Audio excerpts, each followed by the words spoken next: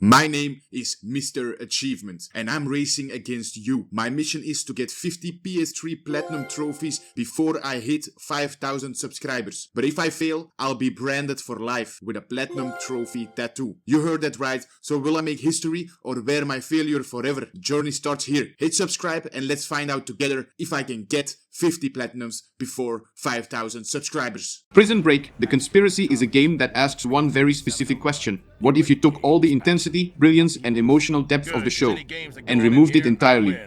You don't play as Michael Scofield, the mastermind with the blueprints etched into his skin. No. You play as Tom Paxton, a corporate lapdog sent by the shadowy organization known as the Company to infiltrate Fox River Penitentiary. Your mission? Keep tabs on Scofield, sabotage the escape, and basically be the boot on the neck of anyone trying to do something interesting. Tom isn't clever. He isn't likable. He's just a dude in a wife-beater shirt who spends the game punching addicts, lockpicking vents, and doing prison errands like a glorified side quest simulator. He's a grunt in a story that never wanted him, and you get to live every second of it. The game plays like it was developed during a hostage situation. The combat is stiff, the stealth is laughable, and the writing swings between TV spin-off and high school fanfiction. And I, for reasons I still don't fully understand, decided to get the Platinum trophy. Not because I loved it, but because I wanted to see how far a man could fall. It all began with a moment of delusion. I thought, hey, I like the show Prison Break. How bad can the game be? Famous last words. Like a moth to a flaming dumpster fire, I booted up Prison Break, The Conspiracy on PS3 with dreams of digital glory. In the intro, I got attacked by a vegetable, a guy named Avocado. I just needed to do some fast quick time events and got the first trophy, guacamole with lard. Off to a good start, I guess. I then walked down the hall and just like that, initiation, my second trophy popped. Welcome to Fox River. Welcome to hell. Next game, Fighter, the fighting tutorial. Picture sluggish animations, AI dumber than a box of hair, and combos that felt like swinging through molasses. I threw my first punch and immediately questioned my life choices. I wasn't playing a game, I was participating in an interactive cry for help. Then came the Stalker Trophy, the stealth tutorial. And by stealth, I mean crouch walking behind guards who apparently had the spatial awareness of houseplants. This wasn't infiltration, it was tiptoeing through a fever dream where the guards forget they have peripheral vision. The kind of AI that wouldn't spot you even if you slapped them with a wet towel and screamed, "I'm sneaky." Monkey was next, my first successful climb. You'd think scaling a wall would be exciting, but in this game, climbing feels like your character is reevaluating every mistake that led him to this moment between handholds. It's not Parker, it's a midlife crisis with finger strength. Every pull-up felt like another step into existential dread. Then there was Quid Pro Quo, helping C-Note retrieve his drugs. Nothing like starting your prison adventure with some light narcotics distribution. I'm pretty sure this quest alone shaved years off my moral compass. A grown man sprinting around jail to score drugs like it's a side quest in Breaking Bad, the budget edition. If C-Note wasn't voiced by the ghost of boredom, I might have felt something. And just when I thought it couldn't get worse, boom, birds of a feather. The moment you realize the brothers are trying to break out. That's when the game decides it wants to pretend it has a plot. And you're just the dude in the background cleaning up their messes like the unpaid intern of the prison system. 7 trophies in. My soul. Already negotiating terms with the afterlife. After playing Prison Drug Mule for C-Note, the game truly opened up. Like a can of expired tuna. And with it came the next wave of trophies and trauma. First up, the rat hunt is on. Oh joy. I had to secure a letter of testimony, which basically involved more sneak crawling, more backtracking, and more wondering how a game from 2010 managed to feel like it was developed in 1997 by sleep-deprived raccoons. I got the letter. I also lost part of my will to life. At this point, I wasn't playing a game, I was participating in an endurance experiment run by sadists. Then came Metal Twister, survive the elevator shaft. Sounds cool, right? Nope. Imagine solving a puzzle while being chased by gravity with controls that respond like a drunk uncle at Thanksgiving dinner. Every jump was a gamble. Every fall a lesson. Eventually I made it out, but not before I had considered if free falling into oblivion was a metaphor for my life choices. Blood Red Tiles, my personal favorite. You beat a snitch in the shower room. This was less intense prison brawl and more slap fight in a wet echo chamber.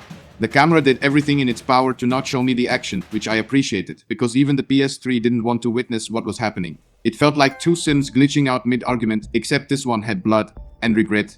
If that wasn't enough, it was time for another lesson in pointless skills. Burglar, the lockpicking tutorial. Oh yeah, baby. Let me tell you, rotating a thumbstick slowly until a pixelated pin clicks is exactly what I imagined when I thought thrilling Prison Break. Then came Locksmith, requiring me to do it 5 more times. Without being seen. Tension? Yes. Satisfaction? Absolutely not. It's like if Skyrim's lockpicking had brain damage and a curfew. The real challenge here wasn't stealth, it was the controls. Lockpicking in this game is like trying to do surgery with oven mitts. Twist too far. Snap. Too slow. Alarm. Too fast. Who cares, you'll probably glitch through the vent and teleport into a wall anyway. 5 successful picks without being seen wasn't a trophy. It was Stockholm Syndrome with thumbsticks. The next milestone was Enabler. I had to fetch the Pugnac. Apparently, this is a real substance from the show that messes with blood tests. In the game, it's just another excuse to run down the same hallway for the 7th time, press X and pretend I'm contributing to the escape plan.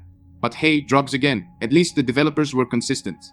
Then came Massive Overdose. I got injected and dumped into an asylum. I thought, wow, this is gonna get crazy. And it did. For about 30 seconds. Then it turned into another slow-motion escape sequence filled with blurry visuals and echoing dialogue that felt like a bad art student's final project. At one point, I actually paused the game to check if my TV was broken. And just like that, 13 trophies deep, I realized this wasn't a game. It was a hazing ritual. A long, drawn-out psychological test wrapped in the skin of a third-rate licensed tie-in. Then came the best defense. Win a fight without blocking. You'd think this would require skill. It doesn't. It requires standing there like a smug statue, eating a punch, and then cheesing the AI until they fall like a sack of wet socks. It wasn't satisfying. It was confusing. Like the game itself forgot what genre it was pretending to be. Of course, the next logical step in combat misery was insult to injury win using only reversals and finishers. No punches. No blocks.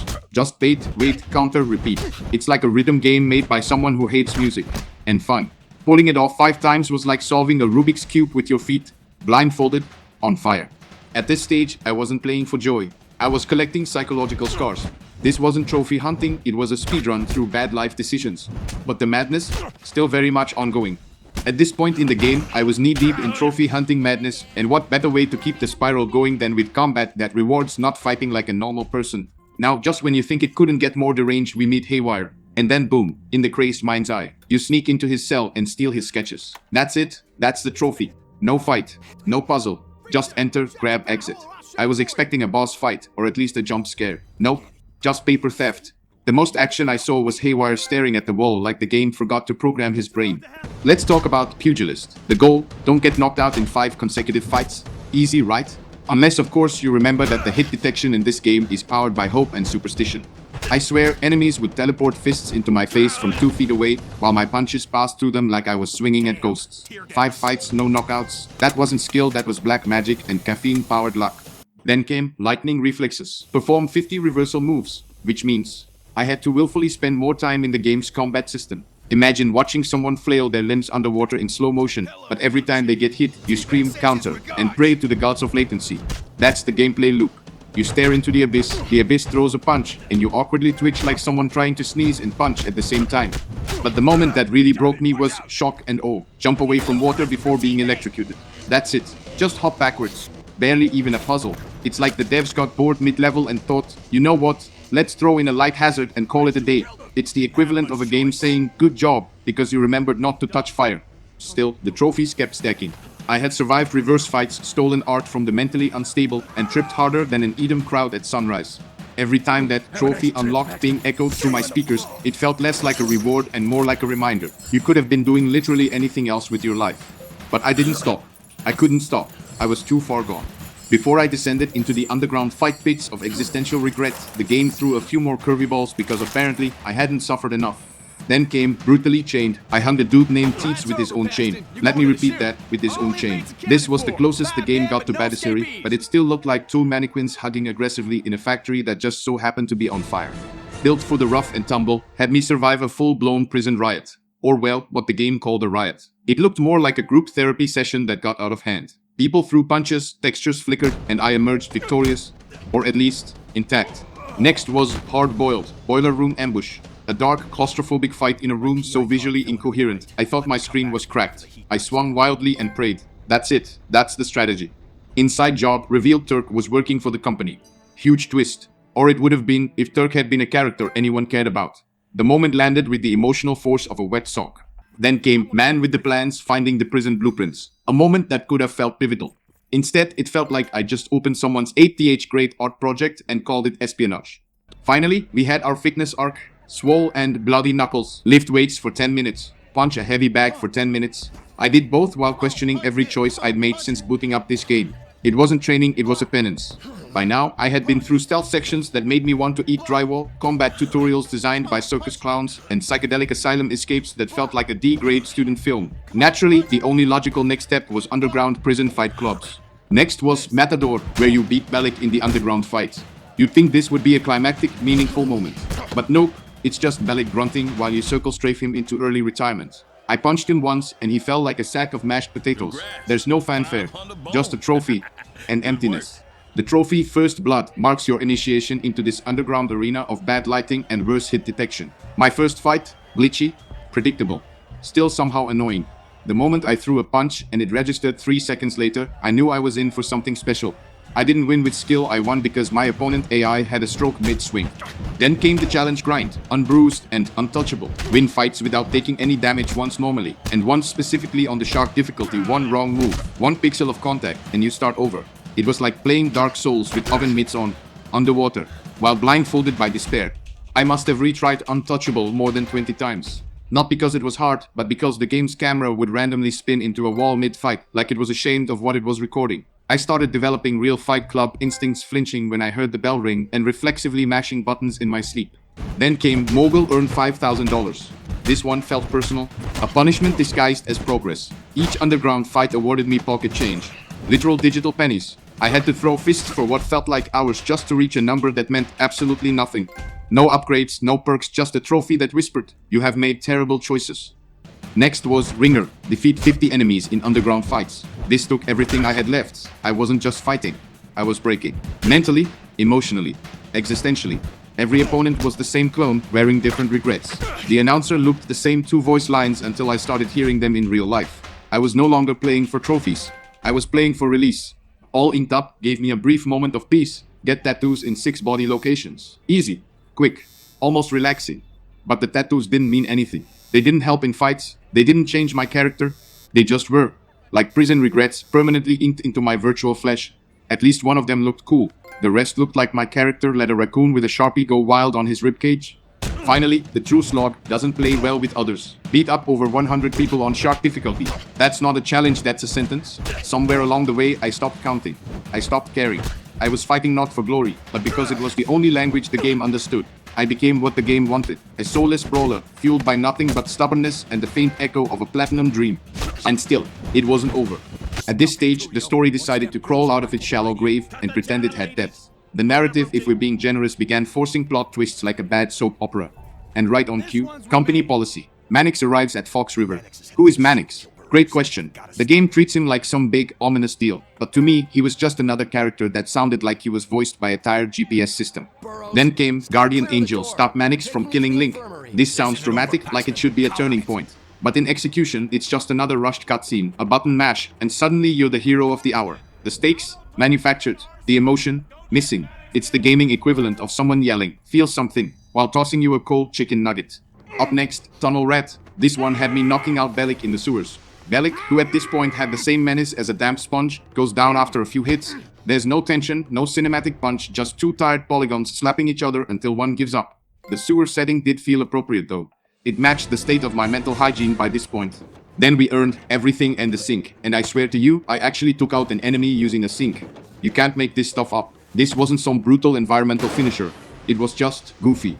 The kind of fight scene you'd expect in a parody, not an actual prison drama. If there had been a banana peel nearby, I would have slipped into self-respect and never come back.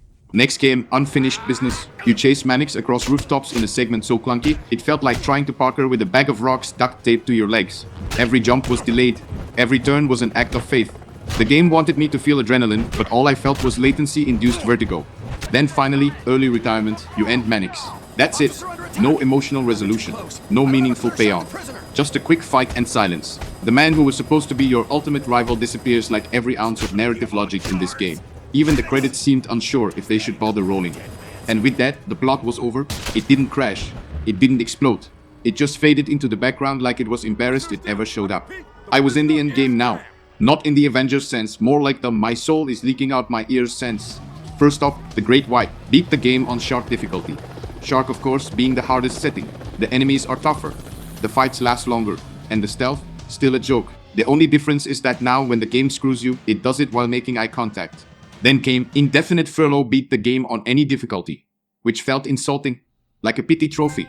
Good job, you made it through. No, I didn't make it through. I crawled, screaming internally, wondering how this ever got greenlit. Then came the real beast. Ninja complete chapter 1 without being spotted. Sounds simple, but in this game, getting through a chapter without tripping over an invisible detection script is like dodging raindrops in a monsoon. One wrong pixel and you're reloading like a man possessed. And then, invisible. Finish every chapter without being seen. I can't describe the mental toll this took. I became one with the crouch button. I was no longer a man. I was a whisper, a shadow, a regrettable purchase to say the least. And finally, Platinum. The moment it popped, silence. I stared at the screen. I felt nothing. Not joy, not pride, just release. And that was it. 100% completion in a game that 100% completed me in return emotionally, spiritually, maybe even metaphysically. Prison Break, the conspiracy didn't just test my skills, it tested my relationship with time, sanity, and the concept of fun. If you made it this far, either you're a fellow trophy masochist or you enjoy watching other people suffer. Either way, I respect it. Now go touch some grass, or better yet play literally anything else, like the Walking Dead Destinies. Don't forget to like the video, subscribe, and let me know in the comments which platinum trophy broke your spirit.